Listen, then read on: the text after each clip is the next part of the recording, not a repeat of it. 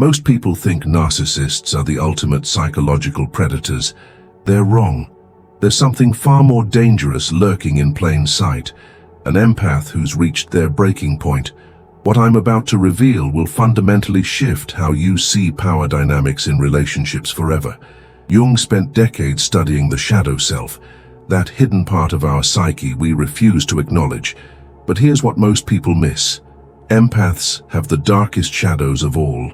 While everyone's focused on narcissistic abuse, they're completely blind to the psychological tsunami that occurs when an empath finally snaps. Let me share what I discovered in Jung's work that changed everything I thought I knew about human nature. He worked with a patient who had spent years absorbing everyone else's emotional pain. This person was the family peacekeeper, the friend everyone called during crisis, the colleague who stayed late to help others meet deadlines. Sound familiar? On the surface, they appeared to be the epitome of compassion and selflessness, but Jung recognized something terrifying brewing beneath that helpful exterior. He called it compressed shadow material, decades of suppressed rage, resentment, and authentic self-expression that had been sacrificed on the altar of others' needs. This patient had developed what Jung termed inverted aggression. All that natural assertiveness turned inward, creating a pressure cooker of psychological energy that was building toward an inevitable explosion. Here's what fascinated me about this dynamic. While narcissists display their toxicity openly, empaths hide their shadow so well that even they don't recognize it. They've been conditioned to believe that anger is selfish, that boundaries are mean, that their own needs are secondary to everyone else's comfort. So they smile while drowning, give while depleting themselves, and suppress every natural instinct to protect their own well-being. But energy cannot be destroyed, only transformed. And when an empath finally reaches their limit, that transformation is absolutely devastating. Jung observed that this patient's breaking point didn't come from one major betrayal. It came from the 1,000th tiny paper cut. The friend who took their advice but never offered support in return.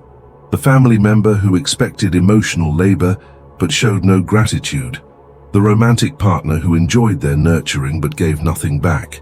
Each incident added another layer to their compressed shadow until it became a psychological atomic bomb waiting for the right trigger. When that bomb finally detonated, Jung witnessed something that shook him to his core. This gentle, giving person became someone unrecognizable. Not just angry, strategically furious, not just hurt, precisely vindictive. They didn't lash out blindly like a wounded animal.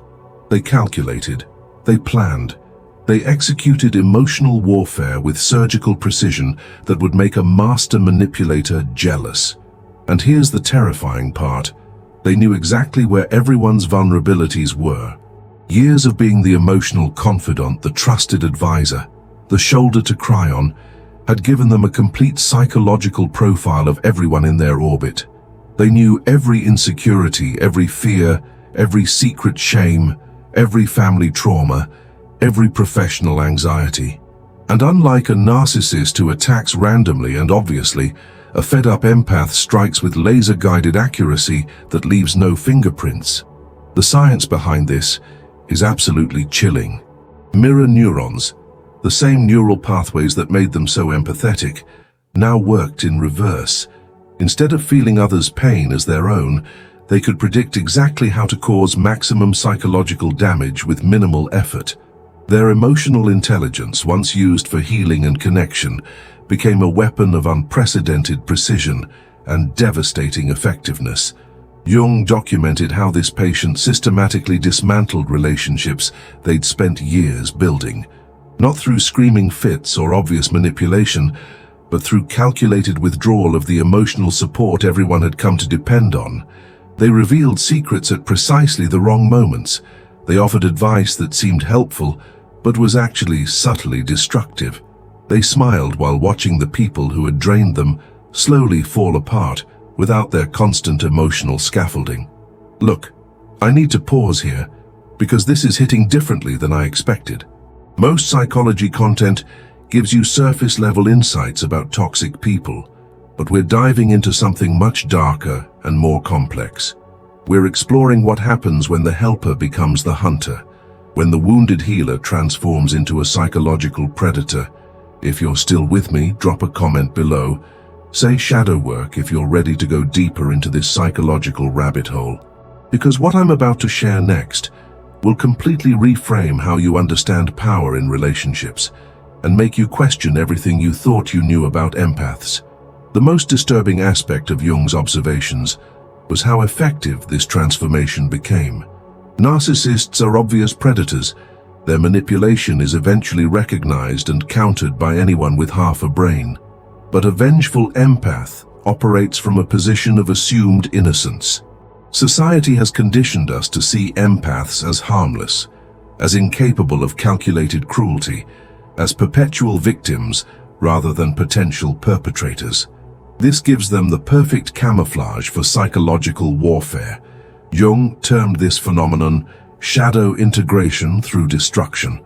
Instead of healthily integrating their suppressed aggression through therapy or conscious work, these individuals weaponized their emotional gifts. Their years of people-pleasing had taught them exactly how social systems work, where the pressure points are, how to appear blameless while orchestrating chaos behind the scenes. He observed 3 distinct phases of this transformation that played out with clockwork predictability. First, the withdrawal phase means where the empath suddenly becomes unavailable. No more free therapy sessions, no more crisis management, no more emotional labor. The people who had been dependent on their support start to panic, but the empath remains mysteriously calm and detached, watching the chaos unfold with scientific curiosity. Second, the revelation phase, where carefully guarded secrets begin to surface at socially destructive moments. The empath doesn't gossip openly. They simply stop protecting information they once held in confidence.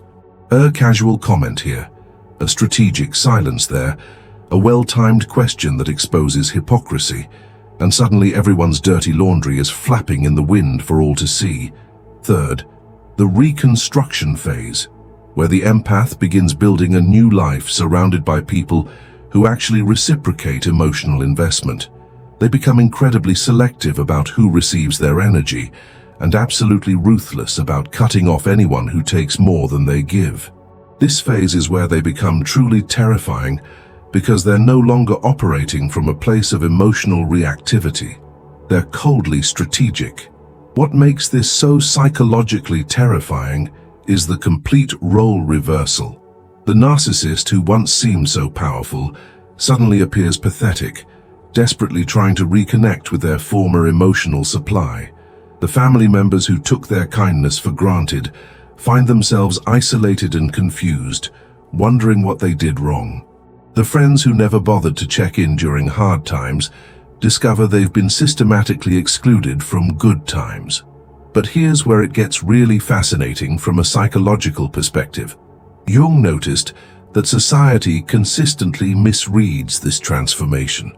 When a narcissist rages, people recognize the toxicity immediately and respond accordingly. But when an empath withdraws their support, people assume they're just going through a phase or need some space.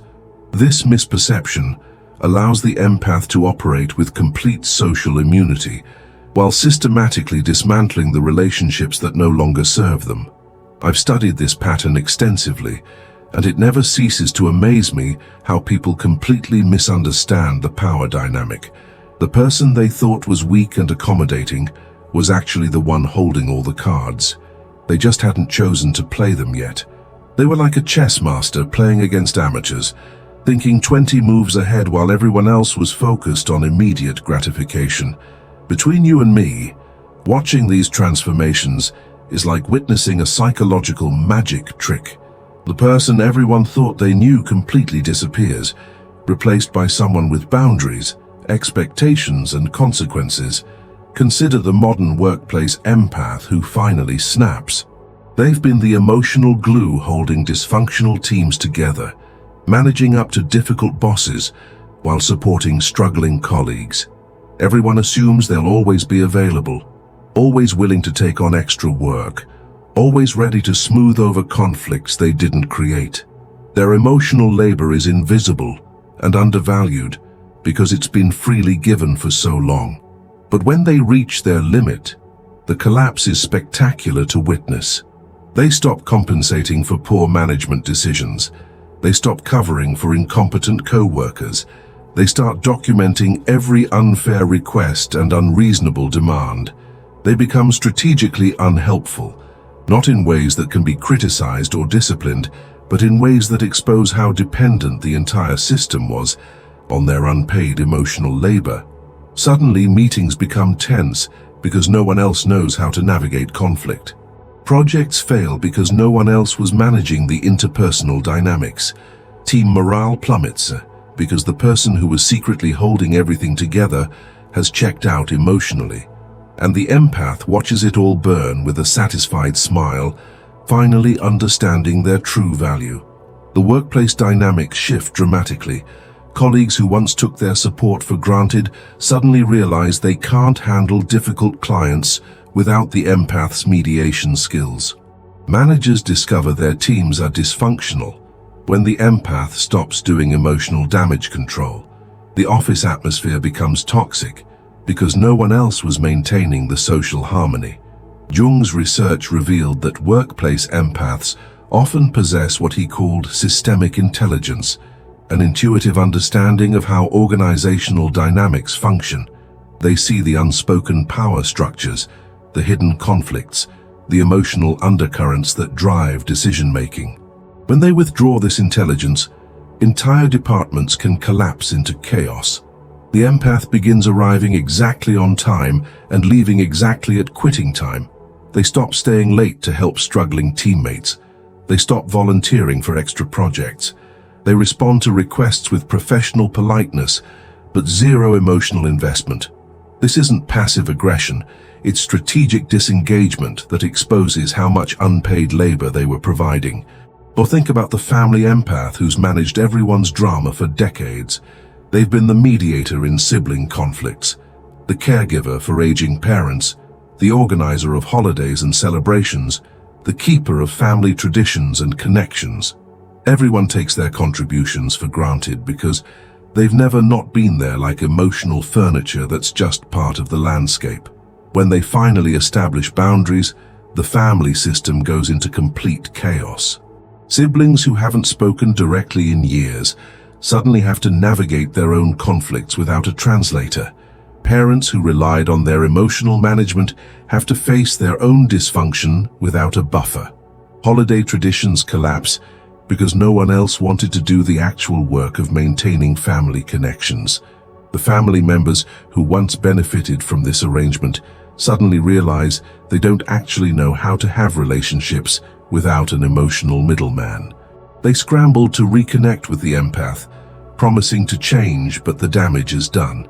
The empath has seen behind the curtain and understands that their family's love was actually dependence disguised as affection. Jung observed that family empaths often serve as what he termed emotional shock absorbers. They absorb all the family dysfunction and trauma, processing it internally so others don't have to face their own psychological work. When they stop performing this function, the raw family dynamics become visible for the first time. The empath stops calling family members who never call them. They stop organizing gatherings that others enjoy but won't help plan. They stop mediating disputes between relatives who are perfectly capable of communicating directly. They stop being the family historian, remembering birthdays and anniversaries that others have forgotten. Most terrifying of all is the romantic empath, who's finally done with one-sided relationships. They've been the emotional caretaker, always understanding their partner's moods, always accommodating their partner's needs, always sacrificing their own desires for relationship harmony. Their partner assumed this was just their nature, that they didn't actually have needs or limits or expectations of reciprocity. The awakening is brutal to witness. The empath doesn't become openly hostile. They become mysteriously unavailable. They stop anticipating their partner's emotional needs. They stop managing their partner's relationships with family and friends. They stop being the unpaid therapist, social coordinator, and emotional manager they'd always been. Their partner suddenly realizes they're in a relationship with a complete stranger, someone with their own needs, boundaries, and expectations. Jung's work with couples revealed that romantic empaths often function as emotional life support systems for their partners. They regulate their partner's moods, manage their partner's stress, and provide constant validation and reassurance. When this support is withdrawn, the partner often experiences what Jung called emotional withdrawal syndrome: anxiety, confusion, and desperate attempts to restore the previous dynamic. The empath stops being endlessly understanding about their partner's flaws. They stop making excuses for their partner's behavior to friends and family. They stop sacrificing their own social life, career goals, and personal interests to accommodate their partner's preferences. They start having opinions, making plans, and setting expectations. Here's what I need you to understand. This isn't about empaths becoming villains or evil people. This is about compressed psychological energy finding its way to the surface.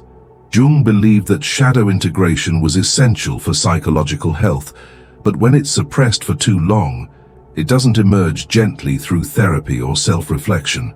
It explodes through the path of least resistance.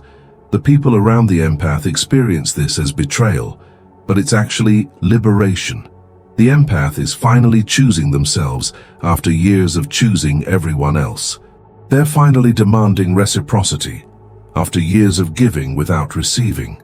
They're finally expressing their authentic self after years of performing the role others expected them to play.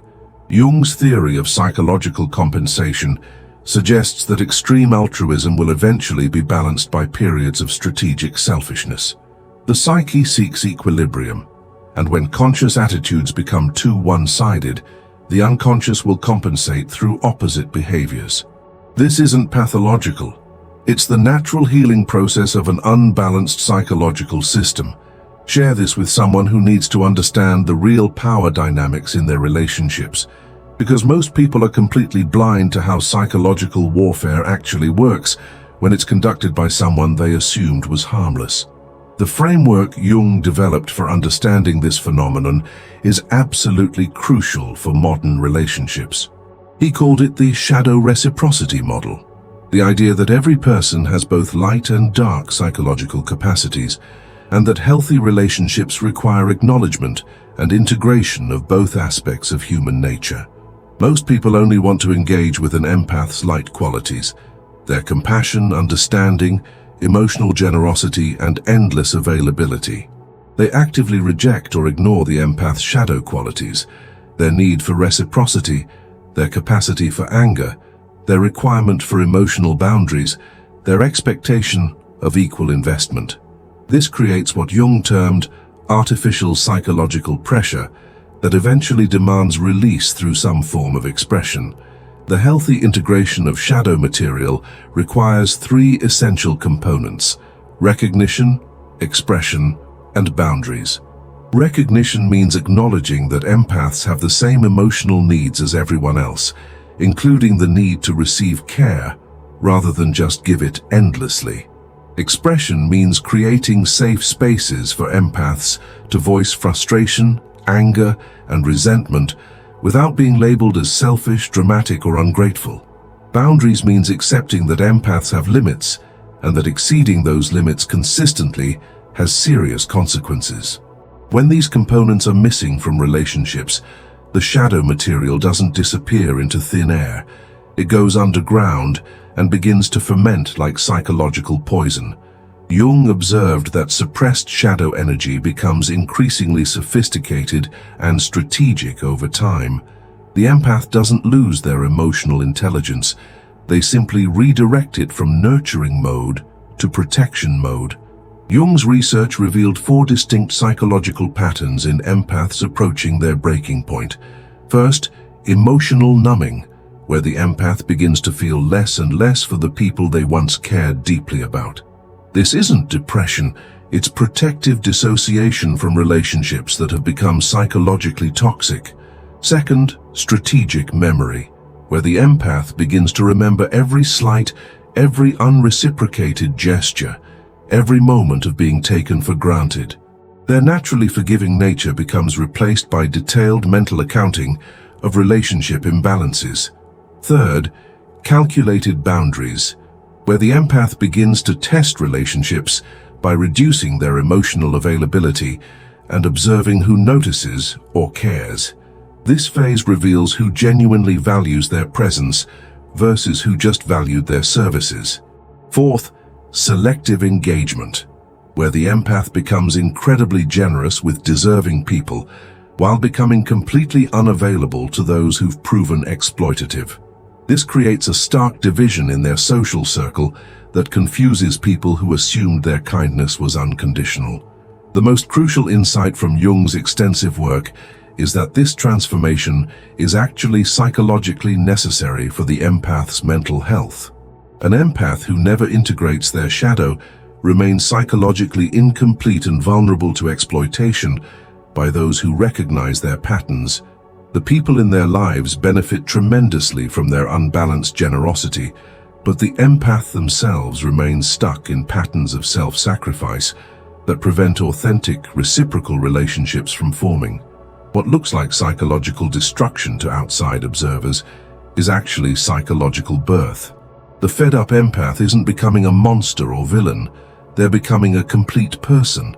They're integrating the assertive, boundaried, reciprocity-expecting aspects of their personality that they'd been trained to suppress since childhood.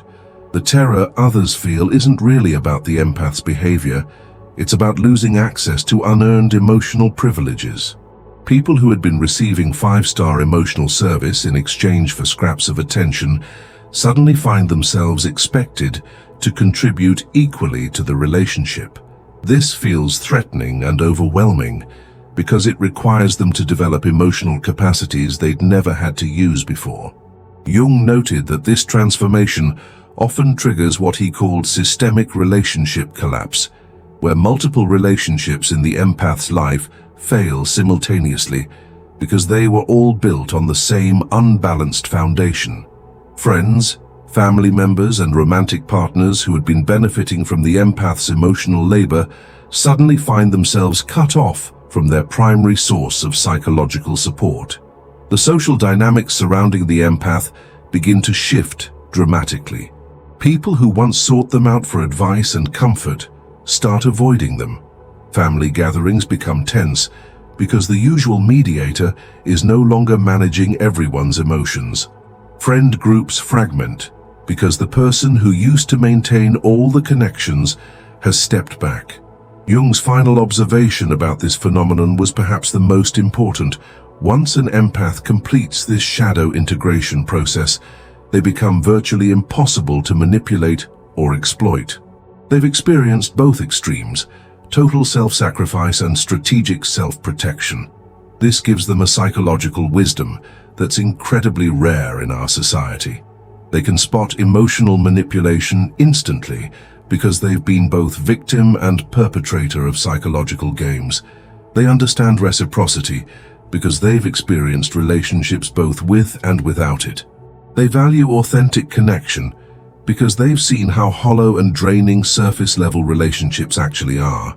The transformed empath becomes what Jung called a psychological warrior, someone who fights for authentic relationships and healthy dynamics in all areas of their life. They're no longer available for one-sided emotional transactions, but they're incredibly generous and loyal with people who demonstrate genuine reciprocity and emotional investment. They develop what Jung termed emotional discernment, the ability to quickly assess whether someone is genuinely interested in mutual connection or just seeking emotional services.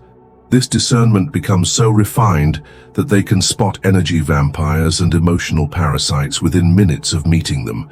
This is exactly why a fed-up empath is more terrifying than any narcissist you'll ever encounter. Narcissists are predictably toxic. You know what you're getting into with them. Their patterns are obvious, and their motivations are transparent. But an empath who's integrated their shadow is unpredictably powerful. They have all the emotional intelligence of their empathetic nature, plus the strategic thinking of someone who's learned to protect themselves at all costs. They're compassionate with the deserving and ruthlessly boundaried with the exploitative. They can switch between these modes instantly based on how they're being treated. They're no longer afraid of conflict because they've learned that avoiding conflict only leads to bigger problems later. They're willing to be disliked because they've learned that being universally liked usually means you're not being authentic. The psychological transformation creates what Jung called a tempered empath, someone who has retained their capacity for deep empathy while developing strong protective mechanisms. They become incredibly attractive to psychologically healthy people while becoming completely repellent to those seeking emotional exploitation. Look, I just shared something with you that most people never discover about psychological development and human nature. This isn't surface-level relationship advice. This is deep archetypal knowledge about how humans actually function in emotional systems and power dynamics. If this resonated with you, if you recognize these patterns in your own life or relationships, then you're ready for the next level of psychological understanding. Comment below and tell me about your own experiences with shadow integration or witnessing this transformation in others. And here's what I want you to do right now. Look at the relationships in your life and honestly assess the reciprocity levels. Are you giving more than you're receiving consistently? Are you managing other people's emotions while neglecting your own needs? Are you afraid to express your authentic needs because you might be seen as selfish or demanding? Because understanding this psychological phenomenon isn't just academic knowledge. It's a roadmap for creating relationships that actually nourish your soul instead of draining it dry. You deserve connections that feed you as much as you feed them.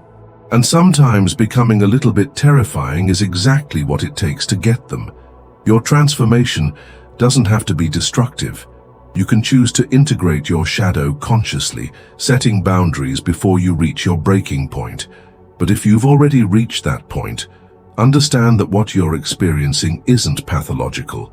It's psychological justice finally being served.